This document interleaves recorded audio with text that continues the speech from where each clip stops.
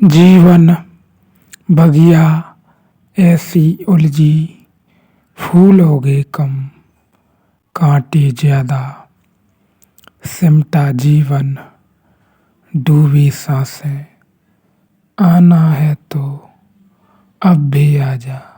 यदि आपने अभी तक अंतिम अध्याय न देखा हो तो वह अंतिम अध्याय देखें।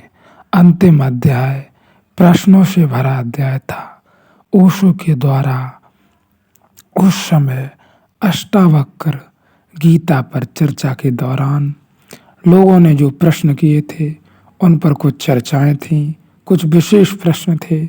आज हम दूसरे प्रश्न पर चर्चा कर रहे हैं। दूसरा प्रश्न, हम मनुष्यों ने किस महत आकांक्षा की बस अपनी अनुपम आश्चर्यबोध का त्याग कर दिया है? कृपया करके इसे समझाएं। प्रत्येक बच्चा आश्चर्य की क्षमता से भरा हुआ पैदा होता है। प्रत्येक बच्चा की हल और जिज्ञासा में जीता है और प्रत्येक बच्चा छोटी मोटी चीज़ों से ऐसा आह्लादित होता है कि हमें भरोसा नहीं आता है। नदी के किनारे के सागर के किनारे सीपियाँ बीन लेता है, शंख बीन लेता है और सोचता है कि हीरे जवाहरात बीन रहा है। कंकड़ पत्थर लाल पीले हरे इकट्ठे कर लेता है। माँ बाप समझाते हैं कि फेंक, कहाँ बोझ ले जाएगा, वह छिपा लेता है अपने खीसों में। रात माँ उसके बिस्तर से पत्थर निकालती है क्योंकि सब खीसे से पत्थर बिखर जाते हैं। वह छिपा छिपा कर ले आता है। हमें दिखाई पड़ते हैं पत्थर, उसे दिखाई पड़ते हैं हीरे। अभी उसकी आश्चर्य की क्षमता मरी नहीं, अभी उसके प्राण पुलकित हैं। अभी परमात्मा के घर से नया नया ताज़ा ताज़ा आया है। अभी आंखें रंगों को देख पाती हैं। अभी आंखें धूमिल नहीं हो गईं, धुंधली नहीं हो गईं। अभी कान स्वरों को सुन पाते हैं। अभी हाथ स्पर्श करने से मर नहीं गए हैं। ख्याल रहे, यह बात बड़ी गहरी बात है। जब भी आपने पाया होगा कि आपको उसकी अनुभूति हुई है, आपके कान बिल्कुल ही, या मैं ऐसा कहूँ, आपके कानों में स्वर नहीं पहुँचते। भले ही आप भरे कोराम में रहें, हजारों सैकड़ों लोगों की भीड़ में रहें, भरा कोराम हो, लेकिन आप अपने आप को बेहद आनंद एवं शून्य में पाते हैं। इसका कारण यही है कि कानों से स्वरों की आवाज़ नहीं पहुंचती, या हम ऐसा कहें मुंह से भी कोई आवाज़ नहीं निकलती। हाथ बिल्कुल, या बॉडी आपकी पूरा का पूरा शरीर मुर्दा हो जाता है। आप एक गहरे आनंद में होते हैं। उस स्थिति को मैं अपने अनुभव के अनुसार कहता हूँ कि हम उस द्वार में प्रवेश करने के करीब होते हैं, या हम ऐसा कहें हम उस द्वार पर पहुँच गए होते हैं जहाँ हमारा होना होता है। या मैं ऐसा कहूँ वहाँ से हम जीवन को देखते हैं, जगत छूट जाता है। वहाँ हमारे जीवन हाथ लगता है, जहाँ बेहद शून्य है और कुछ भी नहीं है, जहाँ कानों में स्वर नहीं पहुँचते, हजारों लोगों की भीड़ में रहते हुए, जहाँ हाथों में स्पर्श, हम इधर उधर भागने लगते हैं, या हम ऐसा कहें हम कंकड़ पत्थर बीनने लगते हैं, पुनः पुनः कंकड़ पत्थर बीनने लगते हैं। यह हमारे अहंकार का परिणाम है। या हमें ऐसा कहूँ ये रस जो हमें बाहर ले जाता है, या मैं ऐसा कहूँ मन जो बाहर ले जाता है। लेकिन जो हमारी आत्यांतिक स्थिति है, जो हमारा होना है, या मैं ऐसा कहूँ ईश्वर का होना है, जहाँ उसके कुछ जानने या सुनने या बोलने का प्रश्न नहीं रह जाता, जहाँ एक गहरा शून्य होता है, एक सन्नाटा होता है। भीड़ में रहते हुए भी यह मेरा अनुभव है। वहाँ से हम उसके द्वार पर पहुँचते हैं। वहाँ हम निश्चित ही द्वार पर पहुँच जाते हैं। कहने को कुछ भी नहीं रह जाता, क्योंकि पत्थर छिपा छिपा कर ले आता है। हमें दिखाई नहीं पड़ता कुछ भी।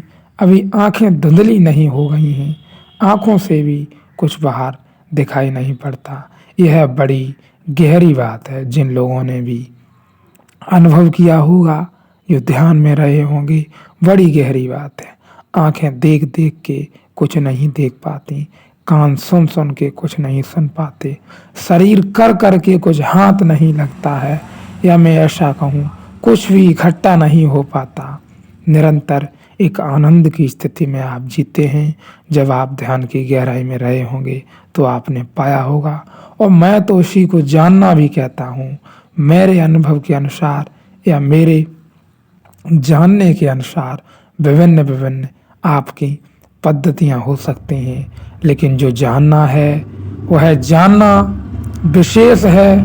उस शून्य में जो जाना जाए वह तो बेहद विशेष है, वही जाना गया। शेष तो मैं कहूँगा सब इर्द गिर्द की बातें थीं, और वह कहा नहीं जा सकता। वह अनुभव से भी परे हो जाता है, क्योंकि वह हम केवल जीते हैं। अनुभव करने को वहाँ कोई बचता नहीं, वहाँ कोई पीछे या आगे गढ़ने को भी नहीं बचता है। इसलिए ख्याल रहे, ऐसी स्थिति में आप यदि निरंतर ध्यान में रहते हैं तो यहीं जीते जगत में रहते हुए आप इस स्थिति को उपलब्ध हो सकते हैं। जान सकते हैं आप कि आखिरकार जो गहरे से गहरा द्वार है जो हमारे भीतर, जहाँ ध्यान भी गिर जाता है, जहाँ ध्यान का कोई मूल नहीं रह जाता, वह है क्या आप जान सकेंगे। यदि आप निरंतर ध्यान में रहे तो आप जरूर जान सकेंगे। अभी जीवंत चेतना है, अभी संवेदनशीलता है, इसलिए बच्चा छोटी छोटी चीज़ों में किलकारी मारता है। तुमने छोटे बच्चे को देखा अकारण इतनी छोटी बात में कि तुम्हें ही भरोसा नहीं आता कि कोई इतनी छोटी बात में इतना प्रश्न कैसे हो सकता है। लेकिन धीरे धीरे वह क्षमता मरने लगती है। हम उसे मारते हैं इसलिए मरने लगती है। बड़े बूढ़े बच्चों की जिज्ञासा में रस नहीं लेते। बड़े बूढ़ों के लिए अड़चन है। आपने ही देखा होगा, घर में आप छोटे हैं, बच्चे हैं या आप बड़े हैं, तो कोई भी बच्चा कुछ भी कहे तो आप झटाक से फटकार लगाते हैं। या कोई बच्चा कहे मैं वहाँ जाना चाहता हूँ, आप भले ही जा रहे हों, लेकिन आप अपने से प्रश्न नहीं पूछते कि मैं क्यों जा रहा हूँ या फलानी चीज़ मुझे लेनी है। बच्चा कहे तो आप उसे डांट फटकार लगाते हैं। वही चीज़ आप बेशक लेने जा रहे हो, आपने अपने आप से कभी नहीं पूछा कि मैं वहाँ क्यों जा रहा हूँ, कहीं भी जा रहा हूँ, मैं वहाँ क्यों जा रहा हूँ, ये चीज़ मैं क्यों ले रहा हूँ, यह बच्चा क्यों नहीं ले सकता, यह क्यों नहीं जा सकता। यह प्रश्न नहीं है, क्योंकि हम बच्चों की बातों में रस नहीं लेते। बड़ी बूढ़ों के लिए अड़चन है। बच्चे की जिज्ञासा उन्हें एक उपद्रव है, एक उत्पात है, पूछे ही चला जाता है। मेरा तो अनुभव है, मेरे घर में बहुत छोटे बच्चे हैं, तो मैंने कई बार उनको प्रयोग के माध्यम से देखा है, उनसे बातचीत करते हुए देखा है। जिज्ञासा पे जिज्ञासा लगी है। पिता बच्चे के प्रश्न के उत्तर नहीं दे पा रहे हैं। बच्चे के भीतर ढेरों प्रश्न हैं, उनके पास उत्तर भी नहीं है, पूछे चला जाता है। इसलिए बार बार उसको पूछना उन्हें बेचैन भी करता है, क्योंकि उत्तर भी उनके पास नहीं है, या जो उत्तर उनके पास हैं उन्हें खुद भी पता है कि थोते हैं, और बच्चों को धोखा देना मुश्किल है। बच्चा पूछता है यह पृथ्वी किसने बनाई है, और तुम कहो परमात्मा ने, तो वह पूछता है परमात्मा को किसने बनाया। तुम डांटते डपटते तुम सिर्फ इतना कह रहे हो कि तुम्हारा उत्तर थोता है। बच्चे ने तुम्हारा अज्ञान दिखा दिया, उसने कह दिया पिताजी किसको धोखा दे रहे हो। और फिर दूसरी बात है, देखा ही होगा आपने, पिता और अहंकार न हो। कोई भी प्रश्न आप पिता से पूछे, पिता कहता है मुझे तो पता ही होगा निश्चित। और फिर बच्चा यदि उसकी बात न माने, गहरे से गहरा उसके अहंकार को बड़ी चोट पहुंचती है। वो कहता है कि तू मेरा बच्चा होकर मेरी बात नहीं मानेगा, मैं जो कहता हूँ वही सत्य है। तूने अभी क्या देखा? मैंने जीवन देख लिया पूरा, मैंने अनुभव ले लिया। भले ही उसे ठीक ठीक उत्तर न मिल पाया हो, लेकिन उसका अहंकार चरम पे रहता है। दुनिया भगवान ने बनाई, वह पूछता है भगवान को किसने बनाया? तुम कहते हो चुप रहो, न समझ, जब बड़ा होगा तो जान लेना। तुमने बड़े होकर जाना, लेकिन सिर्फ तुम टार रहे हो, तुम छुटकारा कर रहे हो। तुम कह रहे हो मुझे मत सता, मुझे खुद ही पता नहीं, लेकिन इतना कहने की तुम्हारी हिम्मत नहीं कि मुझे नहीं पता नहीं है। जब बच्चे ने पूछा पृथ्वी किसने बनाई, संसार किसने बनाया, काश तुम ईमानदार होते और कहते कि मैं भी खोज रहा हूँ, पता चलेगा तो मैं तुझे कहूँगा। तुझे कभी पता चल जाए तो मुझे कह देना, मगर मुझे पता नहीं है तो आश्चर्य की क्षमता मरती नहीं।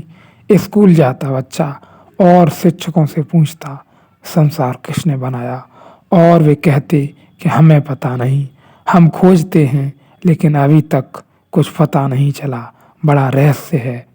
तुम भी खोजना नहीं, लेकिन मुश्किल है। बाप अहंकार है कि बाप और न जाने, बाप यह बात मान ही नहीं सकता। बाप क्या हो गया, सब बातों का जानकार हो जाना चाहिए। कोई स्त्री माँ क्या बन गई, हर बात की जानकार हो गई। कोई आदमी प्राइमरी स्कूल में पढ़ाने क्या लगा, 100 रुपए की नौकरी क्यों मिल गई, वह हर चीज का जानकार हो गया। तो शिक्षक का अहंकार है, बाप का अहंकार है, माँ का अहंकार है, बड़े भाइयों का, परिवार के लोगों का, समाज का अहंकार है। और छोटा सा बच्चा इतने अहंकारों में तुम सोचते हो बच सकेगा? अबोध उसका नाजुक आश्चर्य तुम्हारे अहंकारों में दबेगा, पिस जाएगा, मर जाएगा। तुम सब उसे पीस डालोगे। जहाँ जाएगा वहीं डांट खपट खाएगा, जहाँ जिज्ञासा उठाएगा वहीं उसे ऐसा अनुभव होगा कि कुछ गलती की, क्योंकि जिससे भी जिज्ञासा करो वही कुछ ऐसे भाव से लेता है जैसे कोई भूल हो रही है। जिससे प्रश्न पूछो वही नाराज हो जाता है। पाएगा उत्तर देता है जिसमें कोई उत्तर नहीं है। अगर फिर उत्तर पूछो, हो सकता है ना समझी की बात है।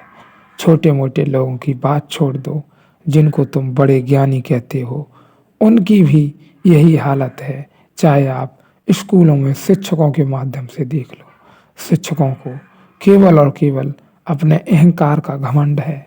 अहंकार का घमंड इतना ही कि जो भी है उसमें उन्हें रुचि नहीं है। जो प्रश्न है उनमें रुचि नहीं है क्षण भर की, लेकिन जो उनने जान लिया है, जो सीख लिया है, जो पढ़ लिया है, जिसे उन्होंने अपना अनुभव बना लिया है, उससे अत्यधिक अहंकार और उनका कुछ भी नहीं। क्योंकि वे कहते हैं हम जो कह रहे हैं वही मानो, हम जो कह रहे हैं वही सुनो, हम जैसा कहें वैसा ही करो। क्योंकि उनको अपना गहरे से गहरा अहंकार है। शिक्षक और बच्चा बात न माने तो उसके अहंकार को बड़ी चोट पहुंचती है। मेरा अनुभव है, बड़ी गहरी चोट पहुंचती है। कोई ही शिक्षक एकाध अति प्रतिभावान, अति देखने वाला हो, जो जानता हो, या थोड़ा बहुत पहुंचा हुआ आदमी हो, जो कहे कि मैं कुछ भी नहीं जानता हूँ। वरना शिक्षकों का आप कहीं भी मुंह बंद न पाओगे। शिक्षकों को कहीं भी आप शांति में न पाओगे। उन्हें ऐसा लगता रहता है कि और कुछ भी जानना है, और कुछ भी जानना है, और कुछ भी जानना है। नए प्रश्नों का हल ढूंढना है। कोई किताब आ गई है उसका हल ढूंढना है। किसी कक्षा में नई नई ड्यूटी लगी है तो उसका हल ढूंढना है। लेकिन उसके बावजूद हल मिलते ही अहंकार उनकी खोपड़ी में चढ़ जाता है। फिर वे कहते हैं मैं जो कह रहा हूँ वही मानो, यही है जो कुछ है, इससे विपरीत कुछ भी नहीं। चाहे फिर वह आकाश की बात हो, जमीन की बात हो, पृथ्वी की बात हो, परमात्मा की बात हो, संसार की बात हो, विज्ञान की बात हो, उन्होंने जान लिया है, उस माध्यम में कहते हैं।